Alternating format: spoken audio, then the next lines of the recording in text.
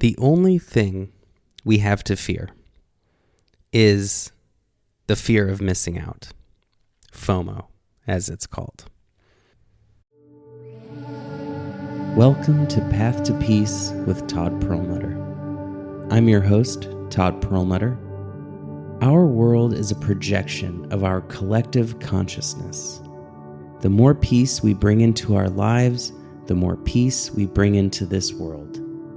So let the transformation begin.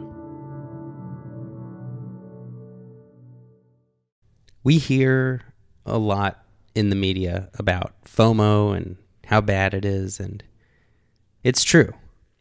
But we're not getting at the real root cause of why it is so detrimental. And that is really a twofold problem. Number one is the toxicity of fear and how it can destroy our lives while we think it's trying to protect us. And the second is missing out. This comparative mindset that makes us focus on what we don't have and fail to witness the unfolding of this magnificent universe right before our eyes. The first problem is fear. If we are afraid of bears and we come across one, or any animal, really, they sense our fear.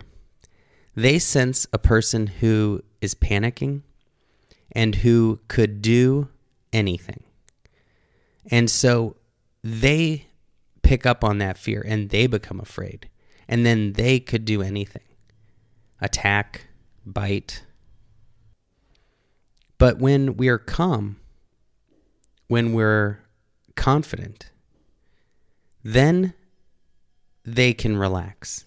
They can sense, okay, everything's okay. This person's energy says that everything's okay. This person's not afraid of me. I can't just attack. They will fight back or be able to take charge. That's the energy we present when we are confident and calm. If we are afraid of heights and we find ourselves at a very high place or on a ledge, we are going to have our knees quaking and shaking, and we are much more likely to fall. If we are nervous about a job interview or a business presentation, we are going to project a lack of confidence and incompetence. If we want a big family, but we are too afraid of rejection and going up to someone and trying to create that relationship, then we will never succeed. Fear of failure, fear of danger lurking around every corner, it all leads us to having a small life instead of living up to our true potential.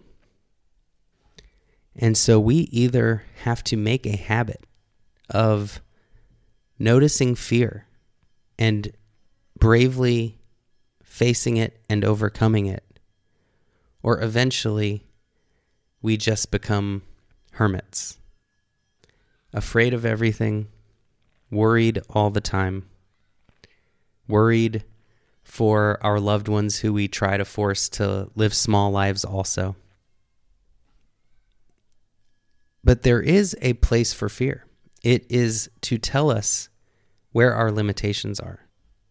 It was designed to protect us, to keep us safe from those ledges, to keep us away from tigers.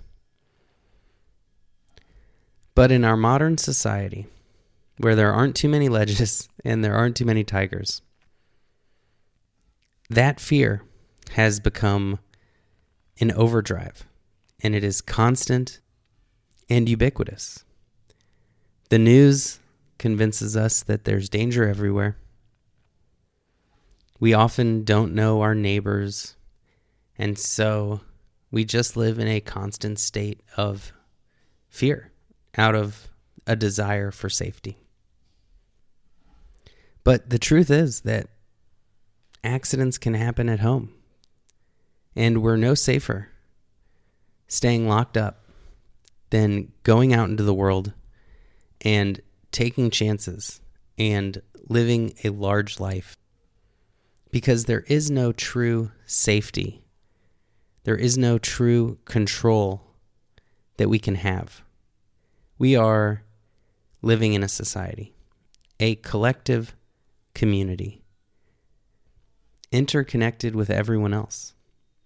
And the only guarantee that we'll have if we give in to fear is that we will miss out on all of the incredible potential and possibilities of this one brief and wondrous life. So we have to become experts at noticing fear and thinking it, and then calmly, with courage and confidence, choosing wisdom over fear. The second problem with FOMO is missing out, and what we mean when we say missing out. Because this is one of the biggest sources of suffering facing humanity, is that we believe that you can miss out. There are only choices, and none of those choices is zero experience. It's all an experience. It all has a trade-off. There is a time for adventure, and there is a time for rest, and we need both. This comparative mindset is why we can suffer both doing and non-doing, and we do it all the time. You know, when we have a job, we stress and we hate it and complain about it, and then when we quit, we stress and worry about getting another job. We just can't enjoy the earning and the opportunity, and we can't enjoy the time off. This is true of anything in life. We can be single and want a partner, and then we can have a partner and wish we were single. But just as much as we can feel that negative comparison, we can simultaneously appreciate our situation. We can simultaneously want a partner and enjoy the single life, or have a partner and enjoy all of the perks of having companionship. Yes, the grass may be always greener, but you don't need greener grass. You can have a little rock garden in the desert somewhere and enjoy that without worrying about your neighbor using too much water. We always are experiencing something. And when we are having that FOMO, all we're really doing is neglecting and really disrespecting the magic and reality, the miracle of life, this magnificent universe that is right in front of our eyes and faces. So, like any fear, when we witness FOMO arising, probably mostly happens on social media, and no one is forcing us to be on there. But when we notice it arise, we can turn it into a cue that we need to practice gratitude, that we need to practice acceptance, and that we need to surrender to this perfect, peaceful moment. Everything in our lives has a trade-off. If we want to take time off from work and be with our family, we are giving up extra money and business potential for something that we find more valuable. And if we're struggling, if we're building a new business and we find it meaningful and we're passionate about it, we may end up putting more time into that than we wish we could with our family. This notion of good and bad, this notion of what I'm doing is not worthy, what something else that I could be doing is more worthy of my time, all of this is a fantasy of the mind, a mental creation that we create, not the universe. We are the ones creating the suffering. It only happens in our minds. We are, and always will be, the suffering generating machine. And just as we create suffering, we can also create meaning. And that meaning can either be negative or it can be positive. But the choice always lies with us. If we waste 1 minute on FOMO, thinking about what could have been, where we could have been, what we could have been doing, we are missing the life, real life, the sacred timeline that gets no do-overs and nothing happens by accident. Everything happens for infinite reasons because of infinite causes that each had infinite causes. Recently, I was doing some traveling and I was really stressing about how my plans got ruined and I didn't get to the best beach, and maybe I booked a little late and I didn't get the best hotel. One day, I even woke up at midnight to hike up a mountain to reach the top for sunrise. And on this day, it was so cloudy that I could not see the sun. I couldn't see the mountain. I couldn't see anything. And I might as well have had a good night's sleep. And, the day before was clear clouds, no clear weather, no clouds at all. And the next day was also perfect weather for a morning sunrise hike. And I just had that bad luck. And I'm like, I got to come back. I got to come back here. Maybe next year I'll come and I'll get that mountain shot, the camera, perfect Instagram. And then I remembered, what am I talking about? What is wrong with me? First of all, I had a beautiful hike. The clouds, I felt like I was in heaven. Did I get that shot that everyone has and posts on the internet, that every single person takes the exact same photo of the beautiful sunrise? No, I didn't get that shot.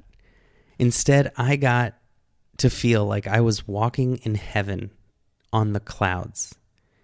And that was the moment when I realized I've got some FOMO. I thought that was just for like high schoolers who didn't get invited to a party. But we can have it throughout our lives. If we're single, we feel like maybe we should have gotten married. If we lived in a city for work, we could think I really should have gotten a small place in the country. And especially when we're traveling, it's just like a microcosm of our life's FOMO because we're planning out so much in such a little time. And if one thing is canceled or delayed, we can have a panic and a meltdown, or we can welcome the opportunity for something different that we didn't expect. And isn't every adventure about welcoming the unexpected, facing it with your head held high, and gratitude for the dragon in our lives so that we may have the chance to slay it?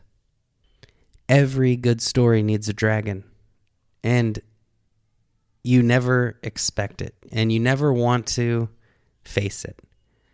And whether that dragon is FOMO or clouds, we have to face the reality in front of us. We can't go back and do things differently.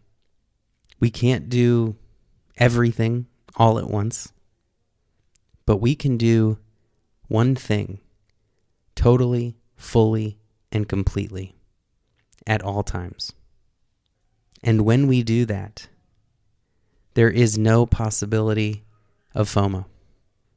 There is no comparing to what could have been or what should have been. There is no regret or sense of failure. There is just slaying dragon after dragon,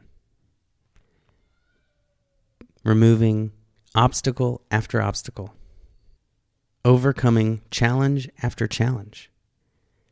And that is how we grow, get stronger, achieve more, and become the wise elder that we're all destined to be. With gratitude for those stories, like how our grandparents used to hike up 10 miles in the snow to school and hike 10 miles up to get home. Life is work. It's not about avoiding work. It's about taking on the work with joy and lightness so that we turn it into play. Despite what social media shows us, nobody has a better or worse life than anyone else. The person who seems to have it all and the easiest often suffers the most. And the people who overcome the most tend to appreciate everything they have and every moment they're given.